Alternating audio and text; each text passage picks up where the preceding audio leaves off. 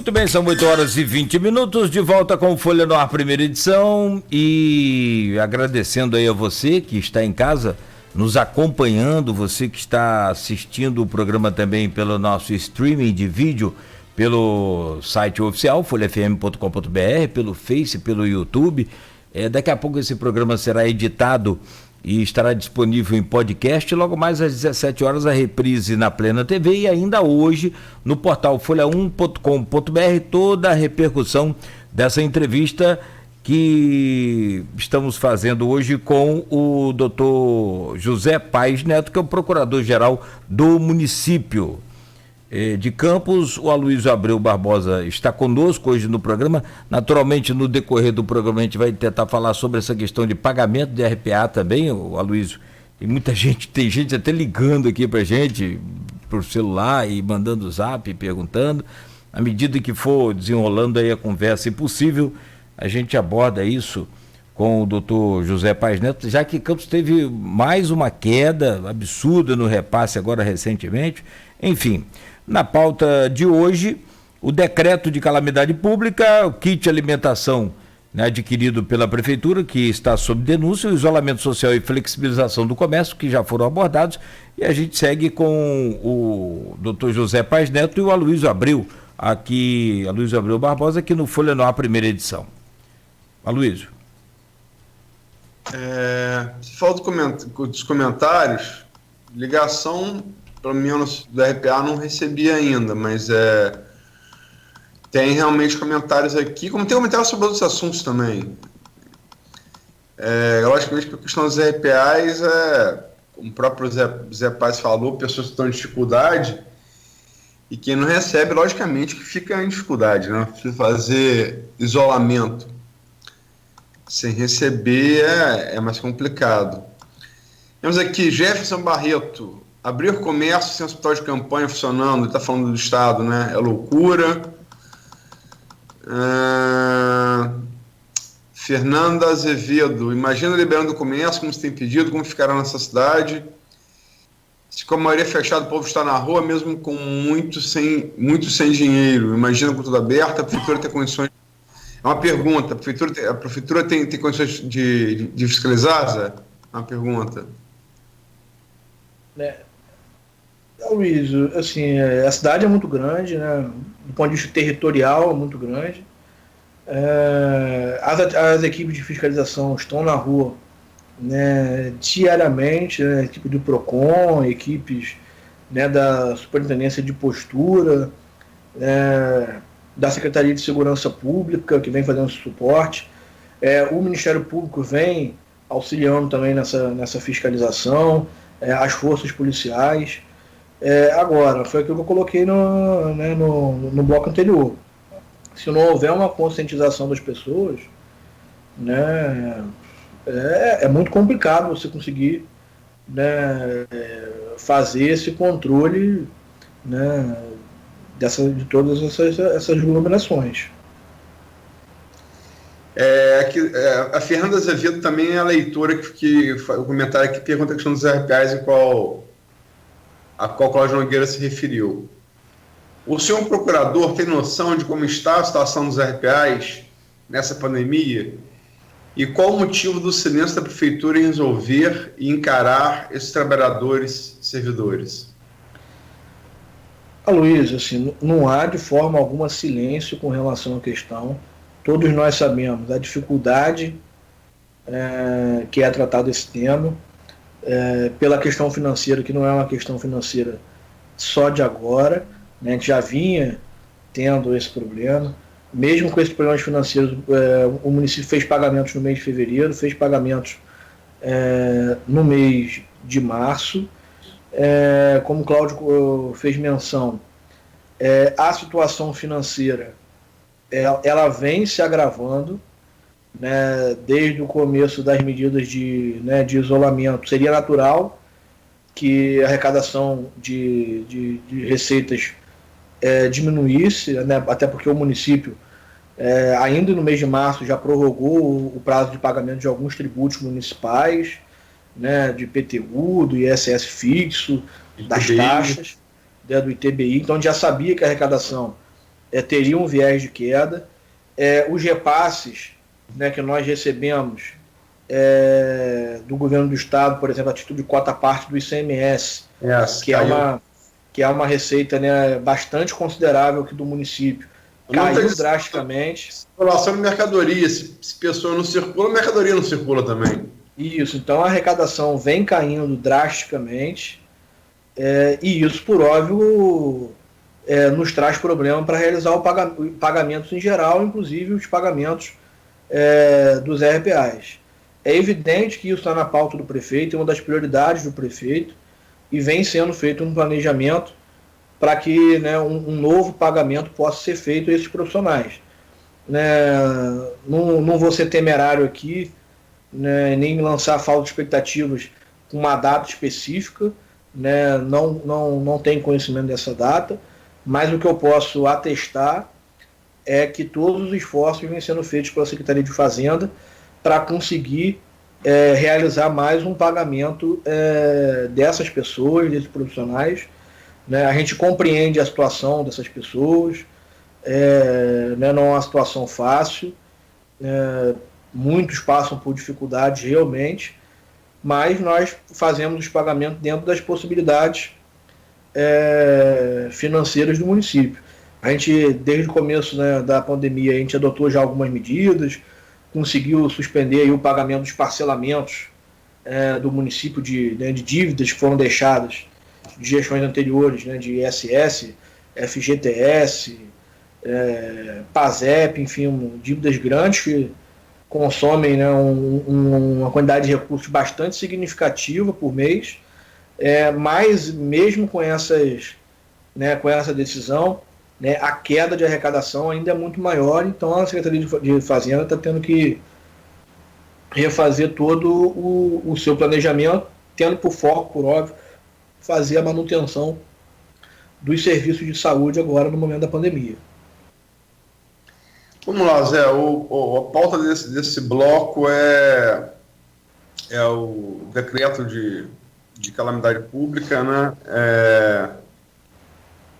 O decreto saiu publicado no dia 20, né? Estamos hoje no dia 28, são 8 dias do decreto, mas ele ainda não foi reconhecido pela Alerj. Quem de fato oficializa, ele é a Alerj, mas também pro forma ele foi encaminhado para a Câmara e também ainda não foi apreciado pela Câmara Municipal. Como é que está e o que vai mudar quando ele for aprovado? Como está o processo de aprovação e o que muda em ele sendo aprovado? Luiz, então, como você bem colocou, né, o prefeito fez a publicação desse decreto no último dia 20, né, no dia 21 foi feriado, então no dia 22 a gente encaminhou esse decreto formalmente para a Alerj. Como determina a lei de responsabilidade fiscal, é a Alerj. A Alerj precisa né, homologar essa decretação, reconhecer a calamidade pública. Isso já foi feito, né, com mais de 60 municípios do estado do Rio, então não é, né, algo específico só do município de Campos. Né, mais de 60 municípios do estado do Rio já editaram seus decretos, salvo engano esse número é até maior hoje, né, mas mais de 60 já foram reconhecidos, já foram homologados pela Alerj, que é quem tem essa atribuição prevista na legislação.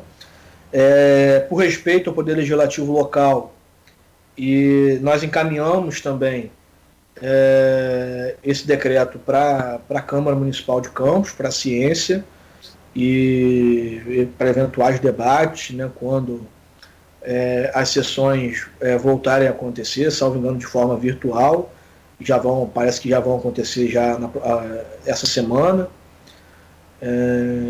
Enfim, primeiro deixar claro... E salvo engano também elas vão sofrer bastante questionamento, né? Questionamento deles com relação a medidas nossas, é isso que está querendo dizer? Em relação ao decreto, eles querem detalhes, né? Já está em rede social e tem vários vereadores se manifestando em relação a isso. Luiz, a gente tem muita tranquilidade, né, com relação à decretação do estado de calamidade, que tem muito a ver com a questão financeira do município. A arrecadação vem caindo de forma muito acentuada, né, de maneira bem drástica mesmo. A gente tem expectativas de Secretaria de Fazenda de uma redução de 19 milhões por mês de arrecadação, né, para um município que já vinha tendo problemas financeiros, né, em razão, né, da queda de arrecadação na comparação com anos anteriores, que a gente tinha essa bonança de royalties, né, isso é muito preocupante.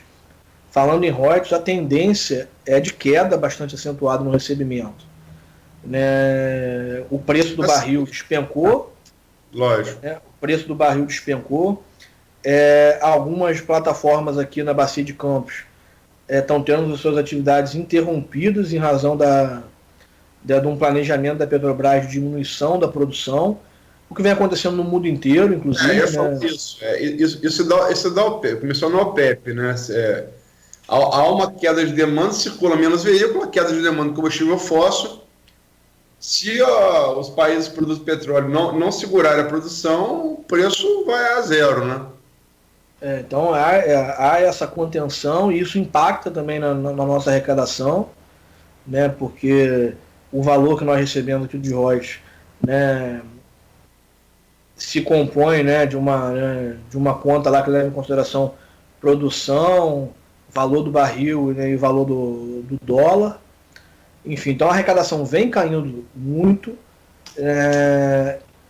e muito em razão disso, e levando em consideração também essas projeções na área de saúde, as dificuldades que podem passar a existir, né, com essa aceleração do número de casos, se optou por decretar o estado de calamidade pública. Deixar claro, né, para quem está ouvindo, né, para quem está nos assistindo aí no Facebook, enfim, nas redes sociais, a simples decretação de calamidade pública não dá autorização irrestrita para que o gestor público saia fazendo contratações emergenciais da forma que ele queira, né? Mesmo com o decreto de calamidade pública, é necessário cumprir uma série de requisitos para que se possa realizar uma compra emergencial, né? Muitas pessoas têm isso na cabeça, até em razão de exemplos passados, né, de como, né, aconteceu em outros momentos de calamidade pública, aqui em Campos e em outros municípios, né, que a decretação de calamidade é uma autorização restrita para o prefeito fazer o que bem entender. Isso não acontece, né, e também não é, por óbvio, a pretensão do prefeito. Mas nós também não podemos esconder um cenário para a população, né, que é efetivamente um cenário, né, de calamidade, sobretudo do ponto de vista financeiro. E aí, do ponto de vista técnico, a decretação da calamidade nos permite adotar algumas medidas do ponto de vista orçamentário, no sentido de continuar contratando serviços, sobretudo na área de saúde. A partir do momento que a gente decreta a calamidade pública, né, para fins financeiros, para fins orçamentários, é uma coisa muito técnica, vou tentar explicar aqui da forma mais resumida e rápida possível. O decreto permite que o município não contingencie despesas. O que significa isso? Significa que o município pode continuar contratando despesas para os serviços que ele entende que são necessários nesse momento. Eu não preciso limitar os empenhos, né, limitar os processos de contratação, e a partir da publicação do decreto também, os prazos para eventual redução de despesas pessoais também ficam suspensos.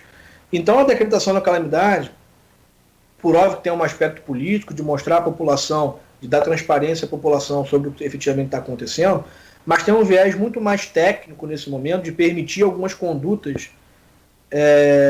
do município da parte orçamentária, né, e de forma alguma tem um condão de permitir que o município saia contratando aí à torta e à direito de forma emergencial.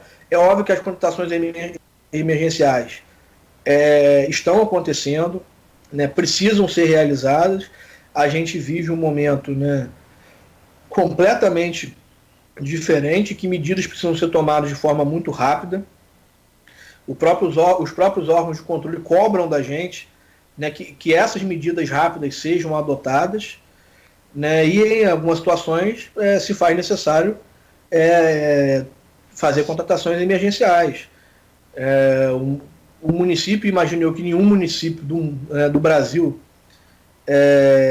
tivesse, né, planejado isso. O município não tinha, por exemplo, processos licitatórios válidos para a contratação de kits para testes de coronavírus. Foi necessário fazer uma compra emergencial disso. O quantitativo de luvas, máscaras, capotes, enfim, de EPIs em geral que precisam ser utilizados, né, é muito maior do que se utilizava de forma, né, ordinária dentro de um fluxo de atendimento das pessoas. Então houve necessidade de comprar. E mesmo assim, perto de outros municípios, de alguns estados, o nosso volume de compras emergenciais é pequeno, né, porque já havia uma série de processos licitatórios realizados, de registros de preço, né, que nos deram a possibilidade de conseguir contratar de forma rápida. Mas é um trabalho que a gente faz diário, né, de compra de EPIs, de compra de materiais, equipamentos. Não é algo exclusivo de Campos, mas todos os municípios vêm tendo dificuldade em adquirir numa escala grande esses equipamentos. Então as compras acabam sendo realizadas quase que diariamente, em pequenos volumes, né? É um trabalho constante que a gente vem fazendo. E como você espera que seja o trâmite disso na Alerj, que de fato vai autorizar? Vocês acham que isso vai estar valendo de fato a partir de quando? Luiz, o prefeito vem mantendo, né, diálogos diretos lá com os deputados, com o deputado Rodrigo Bacelar, né, com o próprio deputado Salvo Gilviano, João Peixoto, com o próprio presidente da Alerj lá, o André Siciliano, através da sua assessoria. A gente tem uma expectativa aí que, quem sabe nessa semana, talvez no máximo na outra, a gente tenha isso homologado. A gente sabe que outros municípios também estão decretando. Acho que, salvo engano, depois de Campos, Macaé também decretou, e a Alerj estava fazendo essa análise desses decretos em bloco, né, em conjunto. Talvez estejam aguardando aí para poder avaliar todos de uma vez só.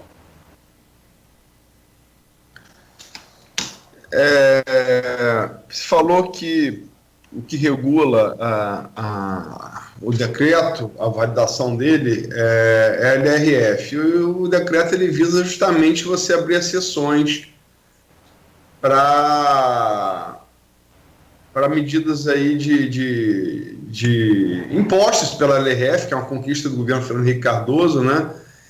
Que é a Lei de Responsabilidade Fiscal. É bom sempre lembrar, aprovada no primeiro governo federal Fernando Henrique, o PT votou contra. Bom lembrar sempre isso, né? Um plano real também. Foi que deu estabilidade ao gasto público, quer dizer, às finanças públicas e gasto público no Brasil. Mas ela basicamente ela versa na questão do empenho, né? Explica um pouquinho melhor como é que é isso, por favor, Zé Paz. Luiz, assim, de forma bem singela, né, para quem não tem esse conhecimento da área pública, o conhecimento jurídico, contábil, possa entender, o poder público ele não pode assumir nenhuma despesa sem prévio empenho. Né? Que é esse empenho? Esse empenho é, de certa forma, um ateste de que aquela despesa tem uma disponibilidade orçamentária para ser realizada. Né, que o município tem dentro do seu orçamento receita suficiente para arcar com aquela despesa, justamente para evitar que se assuma uma série de compromissos, né, com fornecedores, etc., e depois não se consiga cumpri-los. É óbvio que isso sempre depende, né, de como a arrecadação, né, do ente público vai se dar, mas em resumo é isso. Né, o empenho é um atesto de que aquela despesa pode ser contraída porque há disponibilidade orçamentária para que aquela despesa depois seja, né, devidamente adimplida. Você quer fazer intervalo, Cláudio? Vamos partir para o último bloco? Sim, que aí a gente fecha o último bloco. E se você permite, seguindo nesse assunto aí dessa pauta, tem também a questão com relação às cobranças que você colocou, Luiz. Queria perguntar ao doutor José Paes Neto sobre o portal da transparência para o específico para essa pandemia. Já está funcionando? Porque a prefeitura anunciou que iria colocar ali todas as informações. Eu não conferi se está funcionando ou não, eu gostaria de saber. O que houve com relação ao portal da transparência foi algo, né, que foi muito comentado, sobretudo na semana passada, nas redes sociais. É importante a gente aproveitar o espaço para responder. O município fez uma alteração da empresa responsável pela parte contábil. Houve um procedimento licitatório, o antigo contrato, né, perdeu a vigência, houve a contratação de uma nova empresa, né, e estava havendo uma certa dificuldade de integração do sistema dessa nova empresa com o nosso portal da transparência, né. Várias das informações da parte contábil são linkadas automaticamente nesse sistema e partiam desse trabalho da empresa de contabilidade. Então houve uma dificuldade técnica que efetivamente, né, se estendeu para além do desejado por nós. Segundo as informações, pelo menos que eu tenho, porque foi uma cobrança que eu fiz na semana passada, né, ao SIDAC e à Secretaria de Controle, até para responder a demandas, né, de órgãos de controle, de Ministério Público, enfim. Ao longo dessa semana isso vai estar sendo restabelecido, esses problemas estão sendo sanados, e aí vai estar disponibilizado lá no site do município, não só o portal da transparência como um todo, com as informações, né, que já existiam e que fizeram com que o município, né, recebesse inclusive prêmios pela a transparência das informações públicas, mas vai haver também lá um campo específico para essas despesas que vêm sendo realizadas especificamente para o combate ao coronavírus. Perfeito. Bom, e só para fechar, então, voltando no assunto do primeiro bloco, se vocês me permitem, mas é bem rápido. A gente tem que falar sobre kit de alimentação ainda, já são 8h42. Só a questão da suspensão das aulas, segue o mesmo período da suspensão também do funcionamento do comércio, essa coisa? Por enquanto... Porque são dois decretos. Por enquanto segue, a gente vai tratar também dessas questões de funcionamento da prefeitura e das aulas, mas não há previsão de retorno às atividades escolares, não. Tá bom, obrigado, Luiz. Obrigado aí, o doutor José Paes Neto. A gente faz então um rápido intervalo, bem ligeiro, para a gente voltar então com o kit alimentação, que é o assunto do próximo bloco aqui no Folha no Ar, primeira edição, com o doutor José Paes Neto, procurador-geral do município, que tem o oferecimento dos laboratórios Plínio Bacelar e Clínica Proteus. Exames laboratoriais logo vem em nossa cabeça.